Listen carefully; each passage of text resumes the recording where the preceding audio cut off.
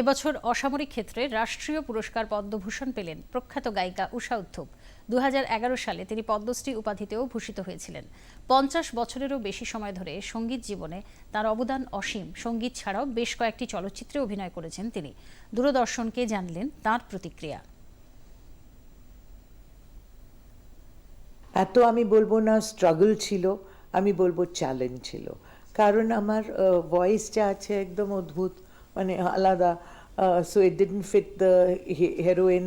সবসময় item girl গান করেছি আমি, কিন্তু আমি নাইট ক্লাবে গান শুরু করেছিলাম এখানে পার্ক স্ট্রিটে। আজকে আমি অভিভূত। আমি আমার ফিলিংস যা আছে, I am not able to correctly say it, কিন্তু আমি ধন্যবাদ জানাই অলসো টু মাই প্যারেন্টস, আমার ফ্যামিলি, যা আমার এতদিন ধরে সাপোর্ট করেছে। কোনো মানে কোনো আপত্তি নেই। there was no opposition from my family or anybody. So I want to say thank you to my country especially, क्योंकि আমি এতদিন ধরে কাজ করছি, আর যখন রেকগনিশন পাই তো ভগবানের দয়া সত্যি।